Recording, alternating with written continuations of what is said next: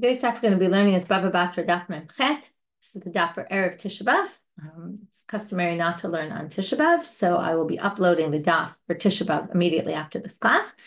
We're going to get started from Rav Huna, and we saw at the end of yesterday's daf, Amar Rav Huna Tal Yu V'Zebin Zvine Zvine. If somebody forces you to sell something and you sell it, it's a valid sale. I want to just remind you that we learned this sugya in Bava Kama Daf Samach Bet, and there's a Shiur of Alana Steinheim in Daf. It was actually the second episode. It was on this topic called forced transactions. So you can look back, you can search it by the name, you can search it through her Shiurim of Din and Daf on the site. You can also look on Bava Metzia Samach Bet, and at the bottom of the Daf post, you'll find her Shiur, and it's worthwhile listening to because it really does a great analysis of this topic. And of course, there, in her Shiur, she brings our sugya here because these are two of the main sugyot about this topic. So, tell you of Zebin Zvine Zvine, and now we have to figure out what's the reason. So the Gemara gives 4 possible reasons. 3 of them are rejected. Only the 4th one will be accepted in the end. Yesterday, we saw that if someone sells, right, any sale is basically forced because you need the money, and therefore, it's no different here if you force me, to which the Gemara says, what do you mean it's no different? It's very different if I feel in my own internal pressure and someone else is forcing me to do something with their own, physical pressure, whatever it might be. So that's not the same situation. Ella, 2 words from the end of yesterday's daf. Ella kedetanya must be from the following Braita. Yakriv oto. The topic here is the first chapter in Vayikra, talks about if you want to bring a voluntary offering, you want to bring a korban ola, a burnt offering, and then it says at the end of that pasuk, yakriv oto, you will then sacrifice it, lirtzono, according to your will, before God. So it's a little bit strange because the Gemara says yakriv oto, or the Braita says yakriv oto, sounds like, once you say, I'm going to give a voluntary offering, you have to bring it. Have to sounds like you're forced, which means kofin oto. If you don't pay up, the court could come and say, hey, listen, someone from the temple can come and insist that you bring your korban as you promised. Yachobal korcho, but wait, against your will? Talmud lomar, so no, it says it has to be according to your wishes. Something doesn't work here. Haketzad, how does this work? Kofinato ad shiomar rotzani, very famous, and we saw this already in other sugyot. We force, but the main sugya really is by get, which we'll see in a minute. We force you until you say, I want to do it. Okay, so the rabbis come, or the Beit Din, or the temple treasury people, they come and they say, you have to bring this korban, you have to. And they either beat you up until you agree to do it, or they coerce you somehow until you finally say, I want to do it. Oh, isn't that the same thing here? So you have a zabin. That's what it is. We forced you until you actually want to in the end. So because you want to do it already, it becomes your wishes. One of the things that Dr. Alana Steinheim brings up about this topic is, it's very much like Dvarim Shabalev, Inam, Dvarim Yeshvarim. In other words, what do you really believe? What do you really want to do? Maybe it doesn't matter. Because in the end, you did an action. It was a sale. If you did all the technical, so what's the difference? What you're thinking inside, right? It would be crazy if we constantly are thinking, what are people really thinking? We don't know what people are really thinking. So, on one hand, it seems unfair you're being forced to do something. On the other hand, you did all the technical parts of a sale. So what's the difference? What you really want to do doesn't really matter necessarily what you really want, what you feel inside. Now, this is saying, well, we change what you really feel inside by force. Using force can actually change what you really want. To which the Gemara said, maybe in the case of a sacrifice, but not in the case of a sale. What's the difference? And this rejects this answer. Maybe in the case of a korban, well, inherently deep down inside, you really want to bring a korban. First of all, you offered a voluntary offering. Then you changed your mind or didn't want to do it. Maybe you didn't have the money. We don't know what. But they can force you because deep down, you really want atonement. That's what the sacrifice does. It brings you atonement. That's good for you. So in the end, you want to do what's good for you. Now, a sale is not necessarily good for you. There's nothing in a sale that's good necessarily. It's not like good or bad. So, right, and this is also interesting in terms of this assumes that everybody wants to do the right thing. Right? It depends on your philosophy. Do you think people are inherently evil or inherently good? So this kind of says people are inherently good, want to do the right thing, and therefore, deep down, that's really what you want to do anyway. Okay, let's try option 3. And let me say, well, the second part of that same Braita says, the same thing is true with a get for a woman, a divorce document. If the court determines that the woman has a legitimate reason for asking a divorce, and it's hard to get to that position, this is why it doesn't always work this way in cases where men don't want to give gets to their wives. But often, if it's really pretty clear cut that he's in the wrong and she's not, the court will issue a directive that the husband has to give a get, and the husband has to come forward and say, okay, I'm willing to do it. Now, if the husband's not willing, they can do all sorts of things like sanctions. And they institute those sanctions in order to get the husband to the state where the husband says, fine, I'll give it, and wants to give it at that point. So what do you see? There you can force people, even though they don't really want, but until they say, I want to, and that's okay. That would be like our case, where you just want to get down from the tree, and therefore you're willing to sell your car. No, it's still not a good comparison, because the mitzvah, the Shema Divrei Chachamim, that's a case where the rabbis already say you should be getting a divorce, and it's a mitzvah to listen to the rabbis. So again, that's a good thing. Whereas again, selling something to someone who wants to buy it isn't necessarily a good thing, something good about it necessarily. So they reject answer number 3. Finally, we get to the answer the Gemara is going to be satisfied with, Elas Farahu. It's just logical.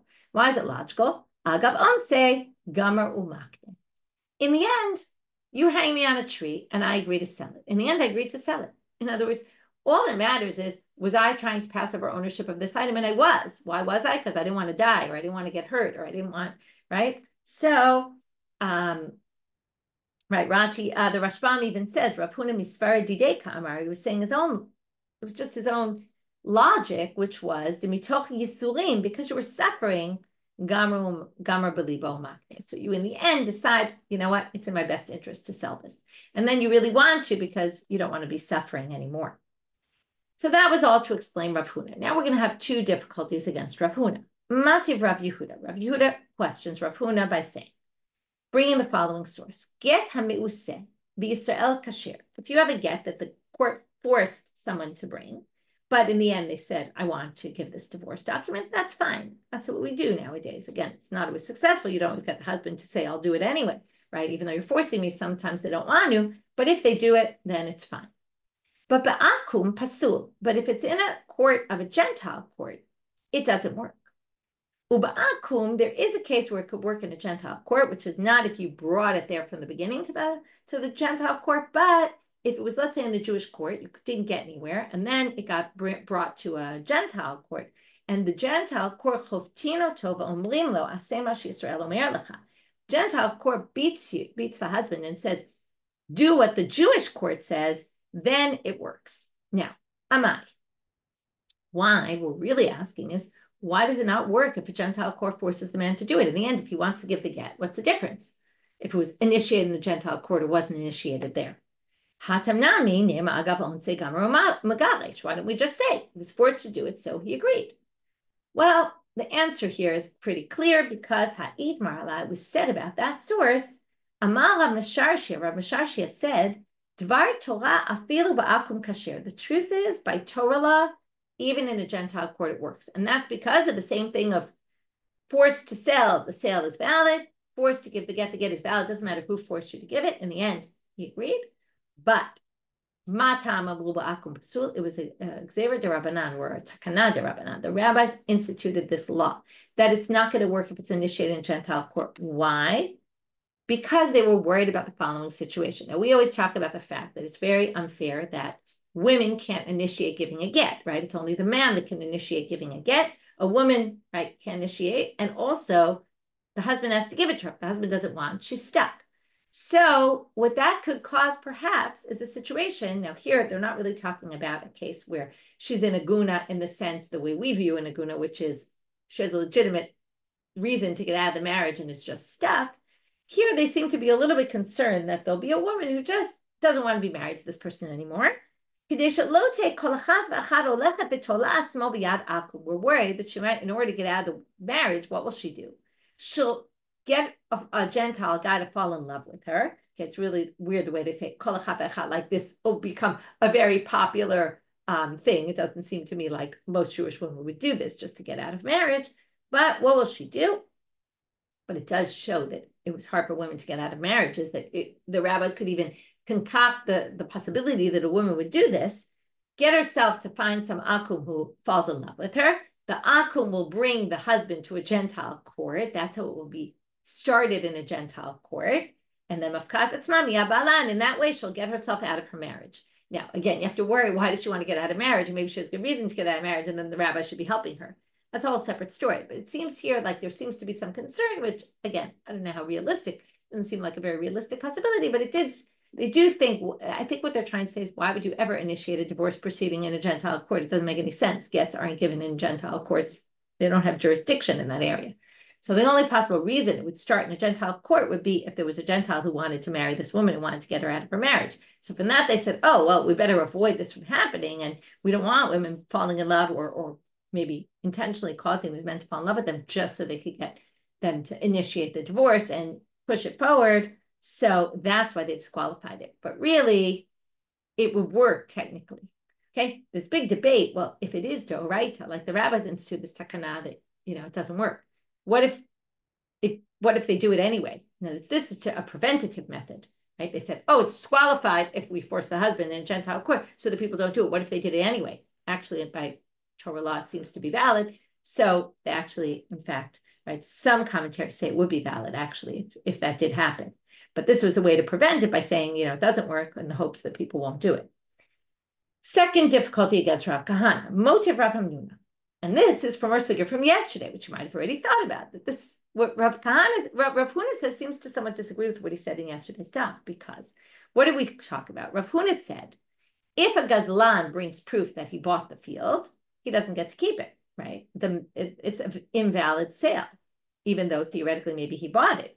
And then they said, well, what about the sikari kon, right? Same thing, right? There also, the sale is invalid, and that seems to be saying the same thing. And then we said, well, he must be talking about, right? He must be trying to tell you, the way I understand that Mishnah is like Shmuel, that even if there was a shtar, Rav had said, when there isn't a shtar, and I was trying to add here by giving another case, that even if there's a shtar, that the Gazlam pulls out a document that says, look, it was sold to me, we don't accept that.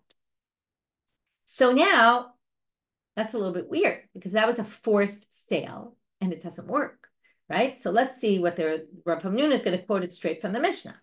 And kind of forget about the fact that in yesterday's sugya, we explained Rav Huna as corresponding to Shmuel. I just want you to remember that, because today it's as if like maybe he didn't know that Rav Huna related to Shmuel, and he didn't hear that whole question, what you said fits with the Mishnah and all that. But we'll just kind of, it's just a side point, so don't get too hung up over it, and we'll see it as we go on. Lakach misikarikom, because arva lakach mi balabayit. So you bought a field from a sikarikon who seized the property from me, and you went and you bought it from me as well. Now, yesterday we said you paid money to me. Today we're going to learn that perhaps, maybe not, in order to answer a question, maybe you actually never paid money, and we'll get to that soon. But you basically bought it from me, which, again, we don't really know what that means. Maybe you paid money. Maybe you gave me, you just had me write you a shtar that says, I'm giving you rights to this land so that you won't have a problem later. Anyway, but what does it say? If I gave you a shtar, or maybe even gave you money, mikcho batel.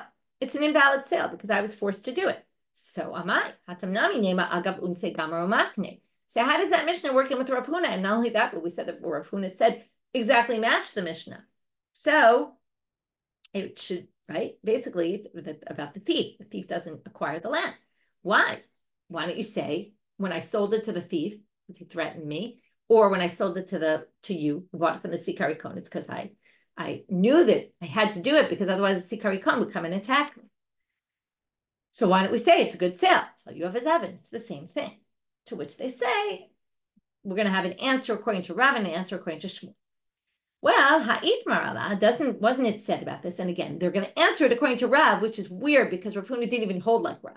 Okay, but anyway, they're going to answer like Rav. Ha'it marala amarav lo shanu ela da'amale lechazek ukne aval b'shtar kana.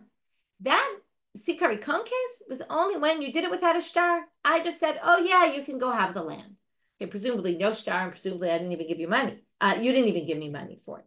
Okay, and then basically, that's not really a sale. But if I had written a shtar and you had given me money, that would be a different story. And that would be Tel Yuav Zavin Zvine Zvine, which now we learn, by the way, that according to this, Tel Yuav Zavin must be there was a shtar also. And, right, and obviously money, that was clear. Ula Shmuel, but this isn't going to work for Shmuel. Damar af b'shtar nami lo kanama yikalamemar. Shmuel thinks even with the shtar, it's not a valid sale.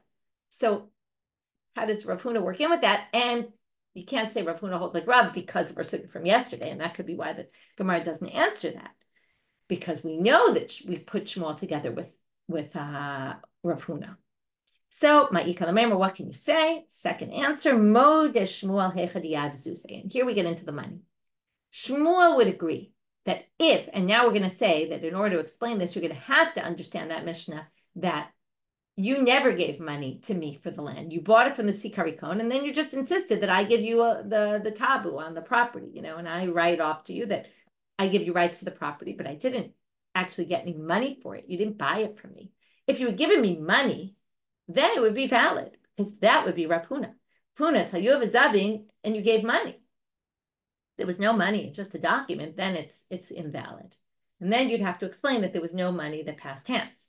Now, you would also, not only for the Sikarikon case, but you would also have to explain Rav Huna that way, where Rav Huna said the Gazlan Shevi Raya, his proof is not a proof, and Ein Mamidim Sadebiyado, and we take it out, would be a case where no money passed hands. Now, we're going to have a difficulty to explain it that way, because what did we say toward the end of yesterday's class?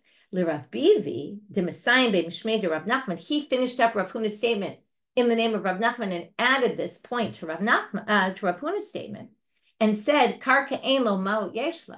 Now the Gazlan has to give back the land, but the thief gets the money that they got from forcing the original owner to pay, right? What the Gazlan did was forced me to sell the Gazlan stole from me, the thief, forced me to give up the property. In other words, after it was stolen, gave me money for it and insisted that I sell it, right? And give him a shtar that says it's his. So now, what did Rav Huna say? Rav Huna said the Gazlan can't claim the land. So the land goes back. And now we just explained it must be the Gazlan didn't give me money, right? That's the way Rav Huna understands it. But Rav Bivi said, obviously, the Gazlan did give me money because the Gazlan doesn't get to keep the land, but does get the money back that he paid me. So obviously there was money that transpired. So how can you say that Rav Huna didn't say that when Rav Bivi spoke and said, listen, I'm finishing up Rav Huna's statement by saying something Rav Nachman said, that the Gazlan at least does get his money back. So how do we explain that? So that's pretty easy, because we just say Rav Bivi meimrahu, umeimra the Rav Huna lo sfirale. Rav Bivi just added something that Rav Huna didn't necessarily agree with. Huna didn't think that there was money that had transpired, that had passed hands here, that the Gazlan paid me for the money. No, the thief didn't pay me anything. Rav Bivi thinks the thief paid me, and if the thief paid me, the thief will get their money back. So it's not a problem with Rav Huna. You just have to say that Rav Bivi doesn't agree with Rav Huna about that point. Okay. Amar Rav. Hilchata, because again, let's just be clear. Rav Huna would say that if money had passed hands, if the thief had actually paid me for the land would be the thief's, because till you have a zav and zav zvine zvine. Okay? Rav Bivi doesn't think that that's the case.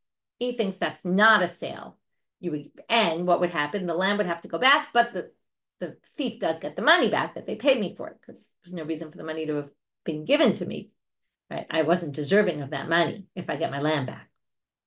So what we did so far was we have 4 attempts to try to explain Rav Huna's position, why he says, till you have a zav and zvine zvine, it works. We rejected all 3 until we got to the 4th one. We said in the end, it's just logic. He just said this based on logic, which is why theoretically other people could disagree and say, we don't think that's logical.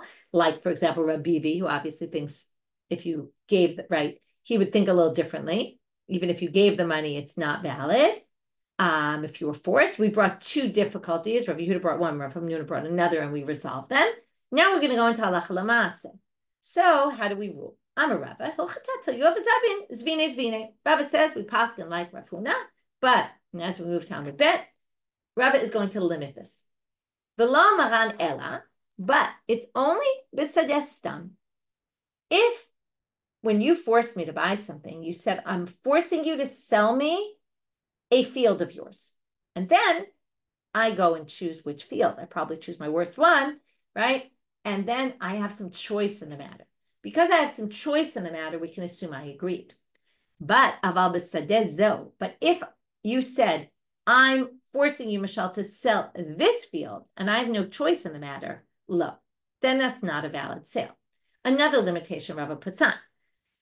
If you're going to say, well, what he's actually doing is a little bit less limiting, because what he's saying is, first, it sounds like Sadeh Stam works, Sadeh Zo never works. But now within Sadeh Zo, even sometimes it'll work. Sadeh Zo nami lamaran ela delo artse zuze. Well, if you said, you must sell me this field, and you give me money, and I don't count the money, that's at least one interpretation of artse zuze, I don't count the money, then it's not a valid sale. But artse zuze lo.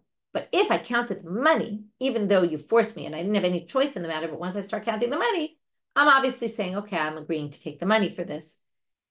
And in addition, so now again, we're not limiting, we're a little bit we're being a little less limiting. We thought sadezo, no counting, if you didn't count the money, it's not a good sale. But that also, that's also only going to be true that it's not a sale if I had no way of getting out of it. But if I had a way of getting out of it, then we'll also count it as a good sale, because even though I didn't count the money, even though you insisted I sell this field, still, if I had a way to get around this, you were forcing me, but sometimes you try to force someone and there is a way to get out of it. And I didn't exercise my right to try to get out of it, then it's actually a valid sale. So while we said sadezo doesn't work, it depends on the situation with sadezo. Okay, we've narrowed that to certain cases of sadezo don't work. So let's just review which cases would actually be a valid sale. If you insisted on this field, I didn't count the money, and I had no other way, then it's not going to be a good sale. But any other case will actually be a good sale. So Rava paskins like Rav Huna, but limits it. Okay, limits it to sadeh stam, not sadeh zo, although even within sadeh zo, sometimes it will be effective. But that's Rava. But now the Gemara tells us, Hilchata bekulu havis vinis vini. All these cases, actually, it works. Even sadeh zo, even if I didn't count the money, and even if I had no other choice, it doesn't matter. It's still a valid sale. Why is that? Well, right, and afilu b'sadeh zo, even if you specified exactly which field, deha isha kisadeh zo dami. V'amar amimar tal yoav v'kadish kiddushav kiddushin. You might be a little shocked by this case. Don't worry. So was Marbar of Ashi, and we have an undoing of this case. But right now, we're going to read the first reading of this case, which is, we have a parallel case, and a Maimar says that it's actually valid. What is it? Well, if you are betrothing, a man is betrothing a woman, okay, now there's a bunch of different ways of understanding this. Commentaries disagree, and some think it could be any one of these cases, which is either someone forces a man to betroth a particular woman, okay, and says, you have to betroth this woman. Now that's sadeh zo, right? Or a man forces the woman to agree to be betrothed to him. When it comes to marriage as opposed to divorce, the woman and the man both need to agree. Nowadays, also the woman needs to agree with divorce, but by Torah law and rabbinic law, she didn't. Okay, it's only Takanat Rabbeinu Gershom that insist on it, which we hold by. But when it comes to marriage, by Torah law, both have to agree. So if the man forces the woman, hangs her and says, you better be, agree to be betrothed to me, that works. Okay, that's what Amemar says. Tal yuah b'kadish, kiddushav kiddushin. If he hangs her and insists that she marry him, it works. Okay, so again, it could be he's forced to betroth her because someone's putting a gun to his head or hanging him to betroth her. It could be someone else is hanging her to be betrothed to this man. Either which way, the case is still similar to sadeh zo, because there's a particular person that's involved here, and it's not just any woman. So there you have it. And therefore, all these cases work because there is no distinction sadeh zo, sadeh stam. It seems to work in any case. Well, comes Marbar of Ashi and disagrees and says, maybe you're right when it comes to a sale, but this is not going to work when it comes to Kiddushin. Ki isha vada, Marbar of Ashi ama, bi isha vadai Kiddushin lohavi. This for sure is not Kiddushin. Hu asa shelo kahogen. If a man hangs a woman and says, betrothed to me otherwise, right? Otherwise I'll kill you, or otherwise I'll injure you, or otherwise I don't know what. Of course, that is an inappropriate way to be betrothed. So thank God he comes to say this is ridiculous. And he comes and says, and you're ready for the big words, Leficha hasui Moshe lo kahogen, and therefore we treat him not appropriately. And what do? He did a kiddushin, but we say that kiddushin is invalid. We uproot the kiddushin. Okay, this is always a question. When can we uproot kiddushin? Okay, if you right, there's a huge topic on this. We also learned it in Gitin Daf Lamed Gimel. It's a central sugya. There's also a sugya in Ketubot about it, that we allow the rabbis to uproot kiddushin. Usually the cases are where the husband has done something wrong. And that's what we have here. We have the husband who's acted inappropriately by forcing a woman to be betrothed to him, and therefore the rabbis have the power to undo the kiddushin. Right? Some people say, and in the sugya in Gitin, it came up because called the Mekadesh Adata the Rabbanit Mikadesh. We say, I'm getting right Haram B'Kodesh Ali Al Yidei right Tabatzu Kedat Moshe Yisrael. What's Kedat Moshe Yisrael according to the laws of the rabbis?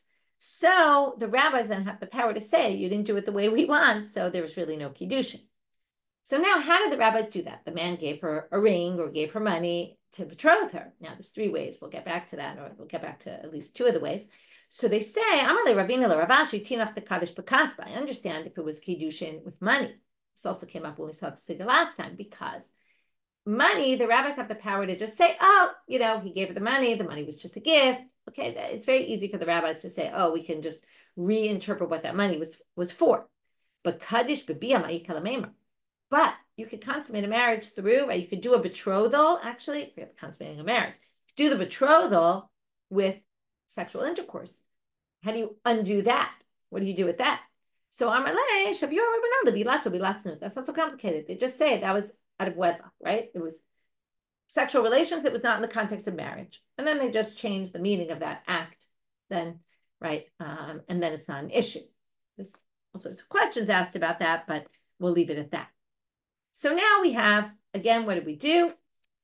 After we dealt with the 4 reasons, okay, we'll try to review as we go, so we won't go back at the very end to everything, but 4 reasons why Rav Huna says, till you have Zvine. 2 questions against him. It doesn't seem to work with other sugyas. We resolve those. Rava paskins halacha, but tries to limit it. And then the Gemara says it's actually not limited. And then proves it from kiddushin. But then Rabbi Ravashi says, maybe I agree with you about the sale, but the proof from kiddushin is not a good proof because we definitely wouldn't allow that kind of thing. It wouldn't be valid. Now we have a story. Tavi tala lapapi akinare vizabin. He hung Papi on a tree. Kinara is a tree called the Kinar tree, and forced him to sell something. Chatam Rabba Bar Bar Chana amoda'a va'ashkalta. Rabba Bar Bar Chana with another witness. They don't mention the other witness, but obviously with another witness, signed both on the moda'a. Remember what a moda'a is? Which is Papi saying, I'm going to go through with the sale, but I don't really mean it. I'm being forced to do it, which basically undoes the sale. And he also signed on the sale document. The ashkata is the sale document that Papi was selling the item. So Amar Rav Huna. Rav Huna responded to this by saying, Man dechatim amoda'a shapir chatim, uman dechatim ashkalta shapir chatim. The one who signed on the moda'a, right? Good, he signed there, and the one who signed on the document, good, he signed there. So they said, wait, that doesn't make any sense. Manavshach. What do you mean? And it's like, it makes it sound like both are valid documents, but what do you mean? Moda'a lo ashkalta, yashkalta lo moda'a. In other words, if you're going to say the moda'a is valid, then the sale document is invalid. And if you're going to say the sale document is valid and we don't count the moda'a, then the moda'a doesn't count. Those are 2 contradictory documents, only one stands. So why is he saying it's good you signed on that and good you signed on that? So hachi kamar, we have to reinterpret what Rav Huna says.